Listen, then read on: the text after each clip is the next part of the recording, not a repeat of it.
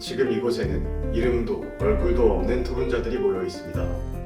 오직 의견과 논리만으로 서로의 주장을 겨루는 곳, 복면 토론입니다.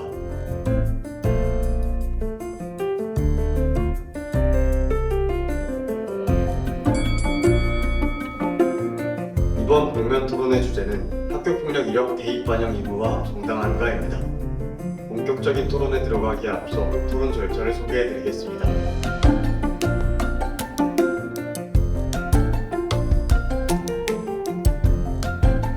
그러면 주제에 대한 배경 설명으로 토론 시작하겠습니다. 2016 대입부터 모든 전형에서 학교폭력 이력 및 조치사항의 반영이 의무화됐습니다. 이에 따라 올해 수시 모집에서는 학폭 이력이 입시에 결정적 영향을 미쳤습니다. 전국 4년제 대학 170호 중 학폭 가해 이력이 있는 수험생 3,273명 중 2,460명이 불합격했고, 서울 소재 주요 11개 대학에서는 151명 중 150명이 탈락했습니다. 이 같은 조치를 두고 피해자에게 씻을 수 없는 상처를 남긴 가해 학생이 치러야 할 마땅한 대가라는 환영하는 목소리가 존재하지만, 한편 학폭의 경중과 성격을 고려하지 않은 의무반영은 교육 현장의 현실을 충분히 반영치 못한 조치라는 비판도 제기됩니다. 찬성 측부터 준비해오신 인론 발표해 주시면 감사하겠습니다. 원 토론자는 학교폭력 이력을 대입에 반영하는 것을 의무화하는데 강력한 찬성의 입장을 밝힙니다. 인간 본성의 가장 어두운 면인 권력에 대한 추구, 폭력에 대한 선호와 배움과 교육이 현장이 되어야 할 학교에까지 영향을 끼친 지는 이미 오래되었습니다. 그동안 수많은 제도들이 학교폭력의 방지를 위해 입안되었지만 학교폭력을 근절하려는 노력은 실효성을 보지 못하는 것이 현실입니다. 첫째, 학교폭력의 잔혹성에 대해 이야기할 필요가 있습니다. 다른 폭력과는 다르게 학교폭력은 피해자의 전생에 악영향을 끼친다는 특성이 있습니다. 특히 사회가 학교폭력에 더 관심을 가져야 하는 이유는 바로 피해자가 본격적인 인간으로서의 가치관 그리고 성격을 형성하는 청년기에 피해가 이루어진다는 점입니다. 한국학교 정신건강의학회가 지난 3월 발표한 설문조사 결과에 따르면 정신과 전문의 중 62.7%는 학교폭력 피해자들은 성인이 되어서도 공황장애, 우울증 등을 겪는다고 대답했습니다. 또한 청소년 폭력 예방재단에 따르면 학교폭력을 경험한 학생 중 44%는 무려 자살까지 생각해 본 적이 있다고도 답할 정도인데, 이들의 극심한 피해는 학교 현장에서 그치지 않고 끊임없이 삶 속으로 이어져 이들의 인생 전체를 갉아먹는다는 것입니다. 그렇다면 이토록 잔혹한 학교폭력의 해결을 위해 학교폭력 대입 의무화는 왜 해결책이 될 수 있을까요? 바로 대학 진학을 중시하는 한국 사회의 요소를 정확히 겨냥한 것이기 때문입니다. 한국의 대학 진학률은 2024년 기준으로 74.9%인데요. 이는 17년째 OECD 국가 중 최고 수준입니다. 명문대학 진학을 희망하는 학생들 역시 절대 다수입니다. 이처럼 학생들이 강력하게 원하는 바가 대학, 더 크게는 명문대학 진학이라는 점을 고려하면 이러한 목표에 실질적으로 타격을 줄 수 있는 학교폭력 이력 대입 반영 의무화는 학교폭력 행위에 따른 부정적 인센티브를 극대화하고, 더 정확하게는 이들의 행위가 가져올 부정적 결과를 학교폭력 가해자들의 뇌 속에 강력하게 인지하게 함으로써 행동의 변화를 이끌어낼 것입니다. 마지막으로 학교폭력 이력 대입 반영을 의무화하는 조치는 사회적으로도 의미를 가집니다. 이는 더 이상 학교폭력을 개인 간의 문제, 애들만의 폭력, 학교 내에서 해결되어야 할 문제가 아니라 사회 전체가 다 함께 적극적으로 대응해야 한다는 메시지가 될 수 있겠습니다. 학교폭력 처리와 관련해 교사 혹은 개인에게만 책임을 둔다면 학교 내에서 자의적으로 학교폭력을 축소하거나 순전히 아이들 간의 문제로만 치부되어 아이들이 고통받는다는 문제가 있습니다. 하지만 법제에 해당하는 이런 대입 반영 의무화를 시행할 경우 사람들은 이제 사회인의 단계인 대학 진학에 반영된다는 사실 자체만으로 사회 전체가 학교폭력에 적극적으로 대응되어야 한다는 인식을 갖게 될 것입니다. 대학은 단순히 지식을 전달하는 곳이 아니며 공동체의 일원으로서 기본적 소양을 갖춘 인재를 선별하는 권한이 있다고 합니다. 청소년기 시절 사람들에게 심각한 상처를 준 사람은 반성이 전제되어야 하며, 이것이 갖추어지지 않은 사람은 대학에 들어올 수 없다고 의무화하는 것이 학교폭력을 줄이는 첫걸음입니다. 감사합니다.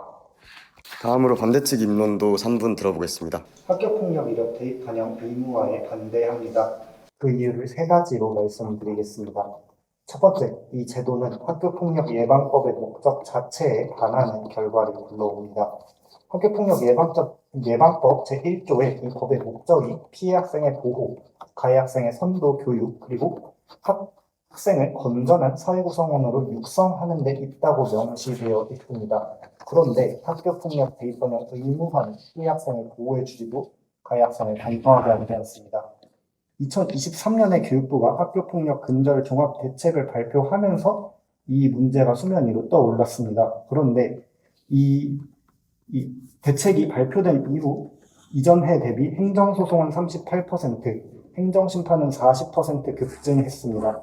그런데 정작 인용률은 각각 53%, 33% 급감했습니다. 입시에서 불이익을 받는 것을 피하기 위해 시간 끌기용으로 행정심판과 소송이 남발되고 있는 것입니다.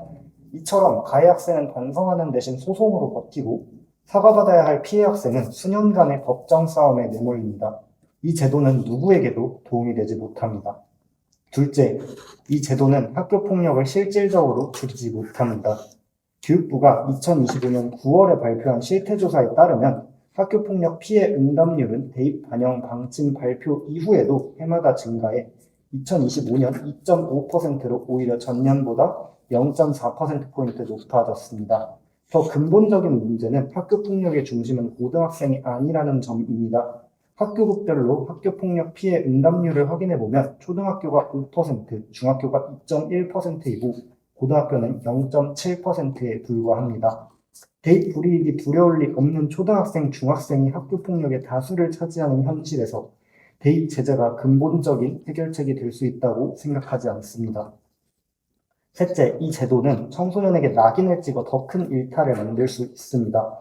대한범죄학회에서 2015년에 발간한 논문에 따르면 고등학생 시기 동안 학교에서의 공식 처벌의 효과가 자아 낙인을 매개로 청소년 비행에 미치는 영향이 종단적으로도 유의미하게 나타났으며 처벌의 강도가 강할수록 낙인의 정도도 세졌습니다. 또한 낙인이 청소년의 재사회화를 방해한다는 범죄학적 지식은 2008년 낙인 효과를 차단하면서 선도 보호를 통하여 비행 예방에 기여하자는 소년법 개정문에서부터 이미 반영이 되어 있습니다. 위에서 말씀드렸듯 학교폭력 예방법의 목적이 학생을 건전한 사회 구성원으로 육성하는 데 있음을 기억해 주시기 바랍니다. 이상으로 반대측 입론 마무리하겠습니다. 감사합니다. 먼저 첫 번째 쟁점에서 이 학교폭력의 기록을 대입의 의무 반영, 대입 입시에 의무적으로 반영하는 것이 학교폭력 예방법의 목적에 부합하지 않는다고 하셨는데요. 그런데 들으면서 제가 든 생각은 예방법의 목적을 너무 문자 그대로 협소하게만 해석하고 계신 것이 아닌가 하는 점이었습니다. 만약 이 토론에서 주장하는 바대로 우리가 학교폭력 기록을 대입에 반영하게 된다면 사람들은 제가 인론에서 말씀드린 바와 같이 분명 대입에 나타날 부정적인 영향이 두려워서라도 학교폭력을 하지 말아야겠다는 인식이 점차 사회적으로 확산될 것입니다. 이는 궁극적으로 학교폭력 자체를 감소한다는 아주 확실한 그런 결과로 다가올 것인데 이것이 어떻게 해서 학교폭력을 예방하자는 법의 취지에 전혀 해당하지 않는다고 볼 수 있는지 그 점에 대해서 우선 질문 드리고 싶습니다. 학교폭력 이력 대입 반영의 의무화가 된다고 하면 대입 입시에 불이익을 받는 것이 두렵기 때문에 학교폭력이 감소할 것이다 라고 말씀을 해주셨는데 지금까지 말씀하신 내용에 단 한 가지도 근거나 자료가 없다는 점을 우선 말씀을 드리고 싶습니다. 또한 2023년 4월에 현 제도가 실시가 됐는데 그럼에도 불구하고 23년, 24년, 25년에 이 통계를 보았을 때 학교폭력 자체는 오히려 증가하는 통계가 나타났습니다. 대입이 두려워서 학교폭력을 하지 못한다고 한다면 이러한 결과를 어떻게 설명할 수 있을 것인지 그것에 대한 답변을 들어보고 싶습니다. 네, 우선 학교폭력 기록을 대입에 의무 반영하도록 하는 것은 시행된 지 너무 얼마 되지 않은 제도라는 점을 고려해야 합니다. 실질적으로 이것이 의무화된 것은 2026년이며 제도 자체가 발표된 것이 3년이라 하더라도 일반적으로 하나의 사회적 제도가 사회 내에 단단히 뿌리내리기 위해서는 긴 시간을 필요로 합니다. 더욱이 이 학교폭력을 대입에 의무 반영하도록 하는 것은 사람들의 인식 개선을 노린 그러한 제도입니다. 인식 개선이라는 것이 특히나 사회적 전반으로 퍼져나가는데 오랜 시간이 걸림을 이야기한다면 시작한 지 짧게는 1년, 길게는 3년밖에 되지 않은 제도를 아직까지 명확한 데이터가 없다고 하여 바로 효과가 없다고 단정하는 것은 억측이라고 생각됩니다. 대학이 공동체로서 인성과 공동체 역량을 평가해야 된다고 해서 이것이 어떻게 의무화의 근거가 될 수 있는지 모르겠습니다. 각 대학에서 소중한 중요하게 생각하는 가치가 있을 수 있습니다. 학교폭력을 저지른 학생은 좀 인성적이나 좀 이런 걸로 문제가 있는 걸로 판단한다라고 한다면은 뭐 각 학교에서 그렇게 판단할 수 있다고 생각합니다. 그런데 이것이 어떻게 의무화의 근거가 될 수 있는지 이에 대해서 어떻게 생각하시는지 의견을 듣고 싶습니다. 맞습니다. 법제를 의무화한다는 것은 상당한 권리의 제약에 따르므로 충분히 타당한 지적이라고 생각됩니다만 현재의 학교 폭력의 심각성을 고려하면은 의무화는 필요한 어떤 그런 제한이라고 생각됩니다. 학교 폭력에 대한 본격적인 그런 어떤 조치가 시작된 것이 90년대인데 그때에 비해서 여전히 학교 폭력에 대한 어떤 학교 폭력을 똑바로 대응하기 위한 학교 내 거버넌스는 여전히 부재하다고 수많은 기관들이 이야기하고 있습니다. 그리고 두 번째는 이 학교 폭력의 기록을 대입에 얼마나 반영할 것인지를 대학들이 자율적으로 설정할 수 있다는 점입니다. 각 대학이 주체적으로 판단하는 바람직한 인간상에 따라서 이 학교 폭력의 가중치를 설정할 수 있을 것입니다. 마지막으로 하나 덧붙이자면 아무리 대학이 자율성을 가진 교육기관이라 하더라도 다른 학생의 어떤 영혼에 어릴 때부터 상처를 입힌 그런 학생들을 부정원으로 받아들이고 싶어 할 것이라고 생각하지는 않습니다.